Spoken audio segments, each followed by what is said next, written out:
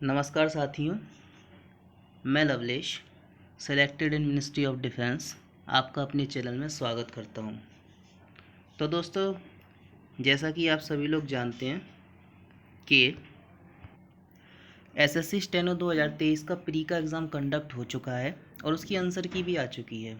आप सबको आपके नंबर, आपके मार्क्स पता चल ही गए होंगे। तो आपको आगे की स्किल के लिए कैसे प्रिपेयर करना है और एक्चुअली स्किल टोटल होता क्या है, उसके बारे में मैं पूरी नॉलेज आपको इस वीडियो में देने की कोशिश करूँगा।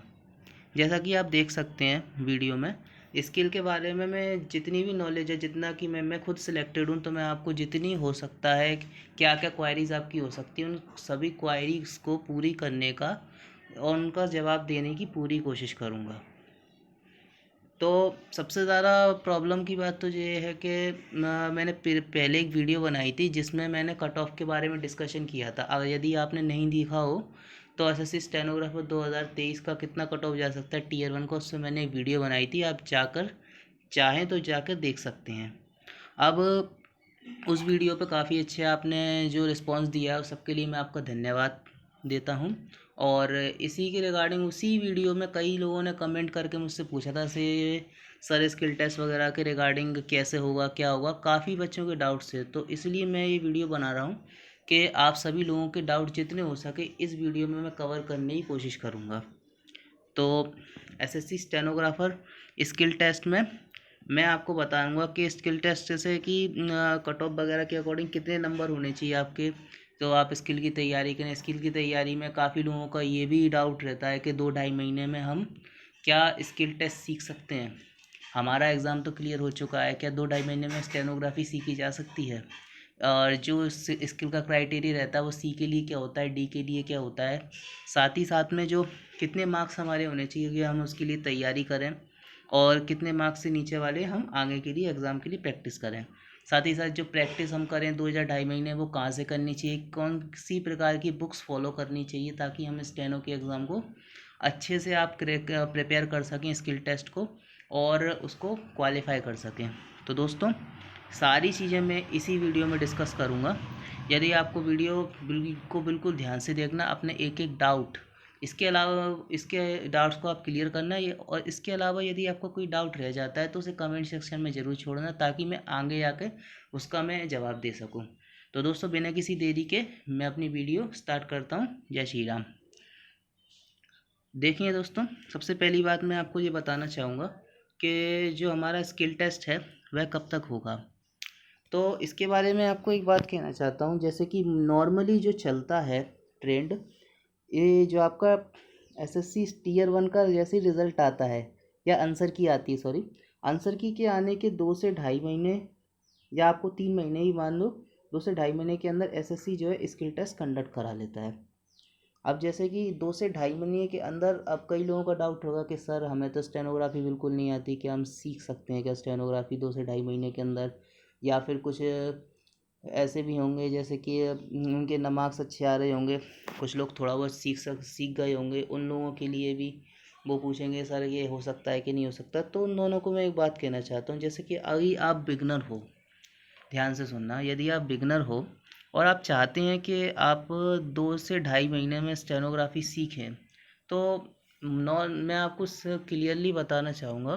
पहली बात तो एसएससी में आपको 2.5 से मतलब 2 ढाई या 3 महीने आप मान के चलिए, 3 महीने के अंदर स्टेनोग्राफी में आप एक स्पीड नोन पर कवर कर सकते हो, मतलब लिखे हुए मैटर पर कवर कर सकते हो।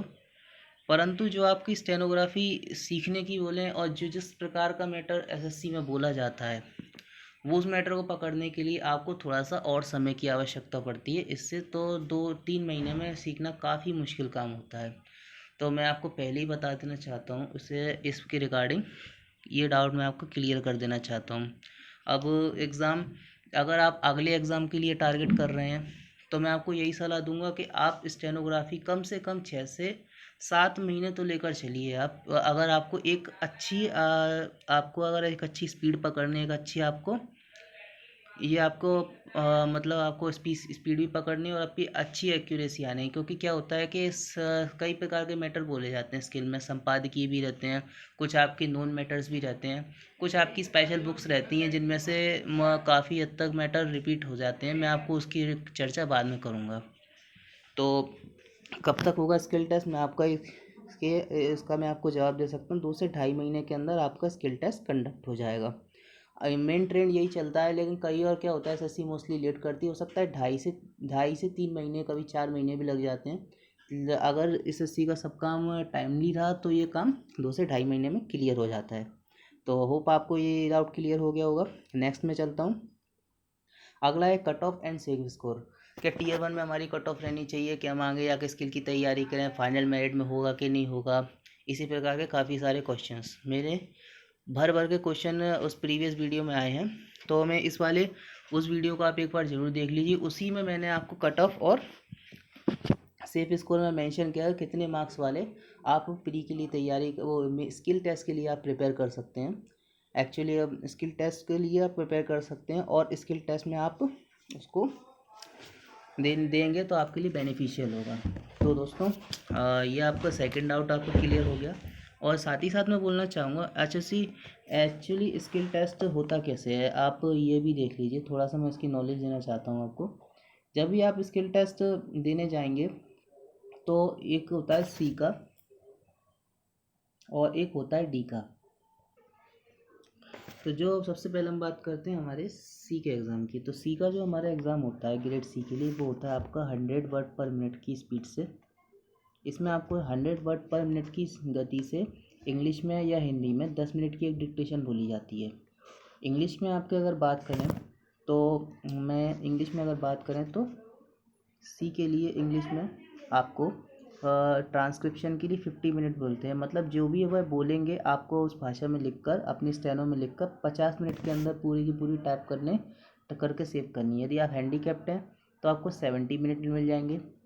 और इसी प्रकार हिंदी के लिए, जिस सी की बात कर रहा हूँ मैं, सी की वालों के लिए हिंदी के लिए आपको 10 मिनट की वही डिक्टेशन बोली जाएगी। इसके लिए आपको ट्रांसक्रिप्शन करने के लिए 65 मिनट का टाइम मिलता है।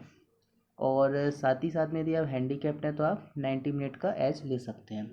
अब जो है बात करते हैं कि डी के लिए, कि डी वालों को कितनी कितनी दिक्कत उसमें वो होगा, मतलब डी वालों के लिए क्या है इसमें।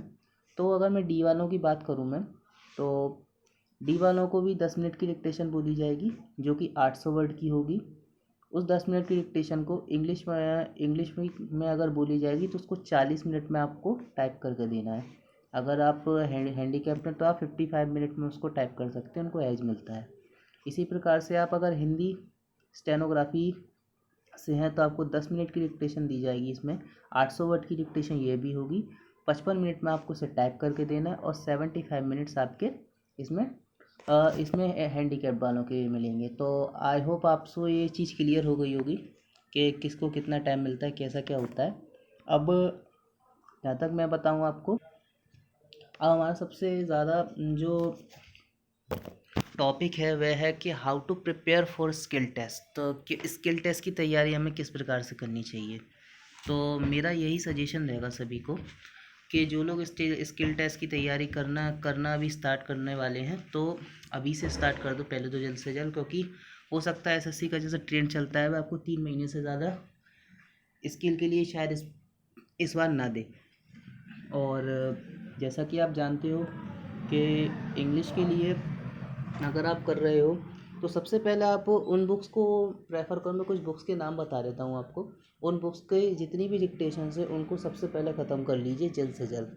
क्योंकि मोस्टली जो मैंने देखा है, मतलब मैंने नहीं देखा, जो ट्रेंड फॉलो होता जा रहा है, मैं भी एग्ज़ाम निकाला हुआ है मैंने, तो जैसा मुझे लगता है मैं आपको पूरी बताने की कोशिश करूँगा। जो बुक्स हैं उनमें से मोस्टली मैटर रिपीट होते हैं। अगर मैं ग्रेड सी की बात करूं तो ग्रेड सी के लिए आपको मैगजीन्स का मैटर देखना पड़ेगा 100 वर्ड पर मिनट में।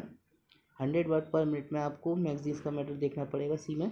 और सी के लिए और डी के लिए अगर मैं इंग्लिश की बात करूं 80 टू मतलब आपकी स्पीड कम से कम 100 से 120 तो होनी चाहिए। चाहे आप 80 का मीटर लिखें, 80 वर्ड पर मिनट का मीटर के लिए लिखें, या फिर 100 वर्ड पर मिनट का, आपकी स्पीड जो एग्ज़ाम में जाए उससे कम, उससे ज़्यादा ही होनी चाहिए, ताकि तभी आप वहाँ का प्रेशर हैंडल कर पाओगे। तो इंग्लिश के लिए अगर मैं बोलूँ तो पिटमैन की बुक आती है, और एक आती है आपकी कैलाश चंद्र की बुक।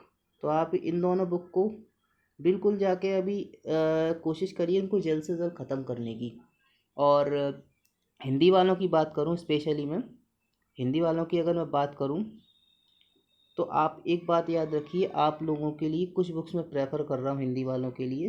सबसे पहली बार रामधारी गुप्ता खंड 1 और 2 पूरी ख़त्म कर लीजिए।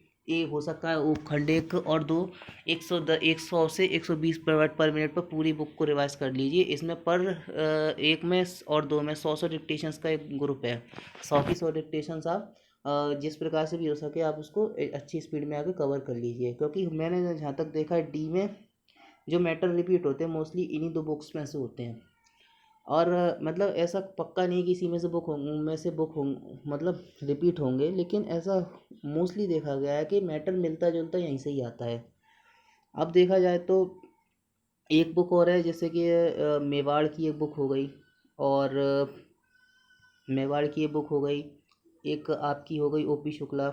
आप चाहें तो इनको देख सकते हैं बाद में आके, लेकिन रामधारी गुप्ता को मैं बिल्कुल अच्छे इसको पहले रिकमेंड करूँगा। पहले इन बुक्स को ख़त्म कर दीजिए बुक को, और 2 महीने के अंदर जितना हो सके आप उतनी स्टेनोग्राफी इन्हीं बुक से करने की कोशिश कीजिए। आप जितनी जल्दी निपटा जाएँ, अगर निपट जाए तो फिर उसके बाद में कोई जो भी आप मैगजीन्स हैं, संपादकीय, राष्ट्रपति के भाषण हैं, उनको आप ले सकते हैं। वो आपके लिए दोनों ही इंग्लिश हिंदी वालों के लिए काफ़ी बेनिफिशियल रहेंगे।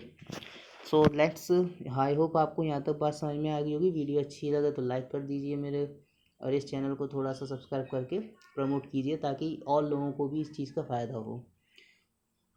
आगे चलते हैं हम। तो जो मेरा नेक्स्ट जो बताना चाहूँगा, जैसे कि एसएससी में से स्टेनो में, जैसे कि ये बुक्स हैं जो, और मैं जैसे हिंदी बैकग्राउंड से, तो हिंदी वगैरह के लिए जो आपकी स्टेनो की प्रैक्टिस है, अगर चाहते हैं तो मैं आपके लिए एक अलग से ग्रुप बना दूंगा। उस ग्रुप में मैं आपकी हिंदी स्टेनो की से रिलेटेड डेली एक डिक्टेशन डाला करूँगा 80 वर्ड पर मिनट में। इसको आप 100 में भी कर सकते हो और 60 में भी कर सकते हो।